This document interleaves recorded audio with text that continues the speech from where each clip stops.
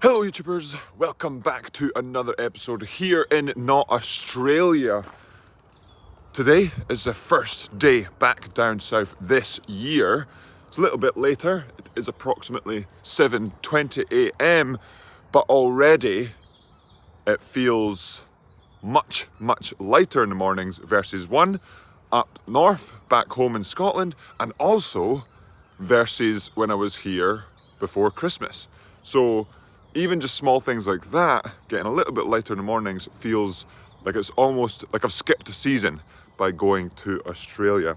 When it's really dark here in the mornings and in the evenings and you only have a few hours of daylight every day, it can get pretty draining pretty quick. So even though I'm not sure how it looks on the camera, it isn't very light right now, it feels light, which makes quite a big impact on the mind. Last night it was dark when I got back, pretty late. Just decided to dump the vehicle and get Yam and I, there he is, Big Yam, inside and rested before we get to the first day on the water in the new boat. So we're going to fuel up and we're going to get to the boathouse and see how this new boat feels.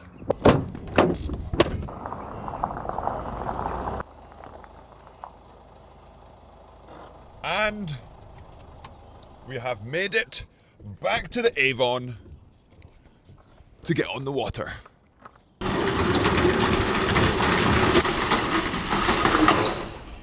It's been a while, so we're gonna just get the boat off the roof and on to the trestles, get it all rigged up, and then get out on the water, which actually is looking pretty good at the moment. I was just told that the water, I'm actually a little bit nervous to be able to get the boat out, get it on the water. I'm not sure if I mentioned it in yesterday's episode. It's just like, so in Australia, it's very different. It's a different boat, different weather, etc. So to me, it's a little bit like, well, is it going to be the same? And I mean, the boat itself literally is different, but the hull, the shape is very much the same. So while yes, things are different, there's going to be plenty of stuff that's the same to make it easier to feel the same.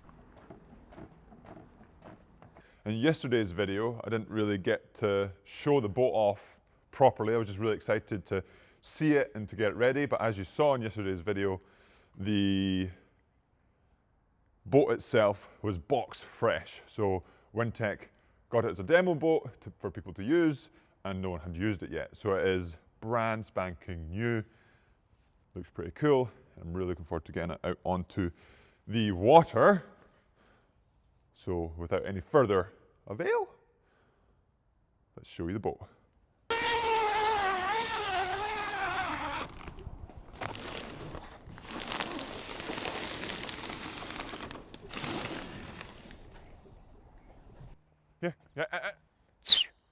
Here, yeah. Now put the rigger on. It almost feels like a different place at this time of year, where you'd actually get some light versus in December, where there's really, you don't get a lot at all. But anyway, tightening up all the bolts, making sure the boat is ready to go, then we'll head it onto the water. I've also got blades, so I've been using Smoothie 2s, and I'm going to switch back to comps right now because I believe they should help what I've been trying to work on. So we've got to rig the blades as well, and then we head out onto the water. So I will see you out there.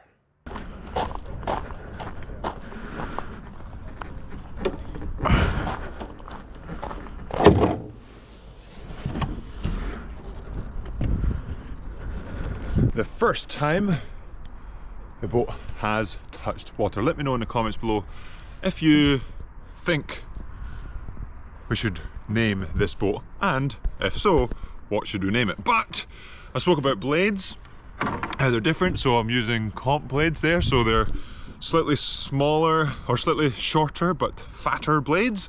But also, ignoring that, I've got my handles back. Oh yeah! So the handles I was using in Australia were just like normal handles, but I've been using these handles much thicker.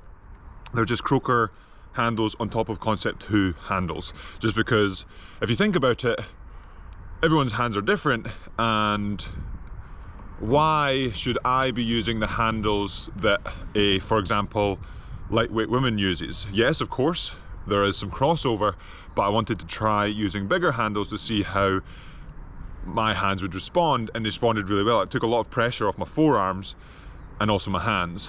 But switching back to the smaller handles, because I had used different handles, not just the size, in Australia meant that my hands were getting battered, plus the humidity, plus the salt water meant that just wasn't having much fun, and my hand really was getting damaged, the tendons themselves, not just blisters, etc. But now, we've not got any salt water, not got a lot of humidity, and we've got the handles that I'm used to. But now it's a case of, well, I'm not necessarily very used to these handles, so let's see how we get on. Let's get on the water.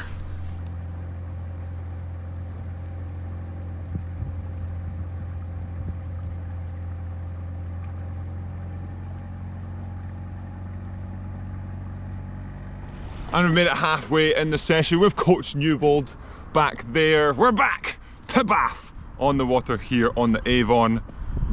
Enjoying the new boat. Little log on your bow, very small stick.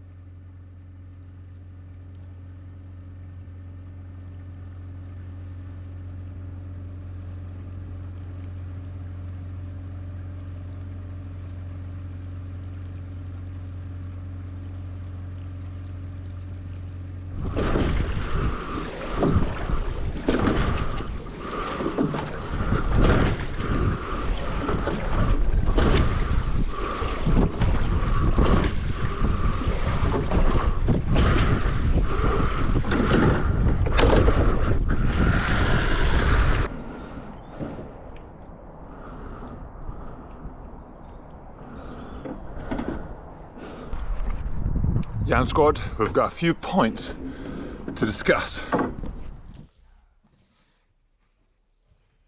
And we've made it off of the water. It's time to fuel up, because remember, food is fuel, and just see you in the shot. That's better. So, some rice, some tuna. As I mentioned, there's some things to chat about that were really enjoyable on the water. So as I mentioned prior to the session, made a couple of changes, different boat, even though it's the same hull, change of blades, the actual blade face itself, plus the handles, and being in a different location. Obviously, all very, very different, and adding to that idea of variation is one of the keys to motivation. And today, I was a little bit nervous because did November trials here in November, or at least I trained for November trials here. And then November trials didn't go so well, and then I trained after November through December here, and not necessarily the training was any different or bad or anything, but more just because November trials didn't go so well, and then you add, okay, it's getting dark, training by myself, and just the motivation starts to flag a little bit, and you start to question, am I making the right choices in training to go forward? And then you do a session like today, and you're yes. But basically be the short answer. So the blades themselves, they felt like, so it's comp blades versus Smoothie 2s, both Concept 2s, and the blades felt like, so I've been trying to work on, we spoke about being a bit shallower, being a bit more locked on, and yeah. It almost felt like the blade was happier to sit in the water rather than being a bit slippier, if that makes sense. I think that's what they're supposed to do anyway, and it really felt like it did, so that's good. And then the idea of the handles, so the handles were thicker, bigger, and it meant that instead of trying to grab onto the handle and move it, it was sort of sitting in my hand and I could be a bit more free with it, so added to relaxation and meant that I felt more controlled than the boat itself. Well, it was really good. felt really similar to the boat I was rowing in Australia, and just newer.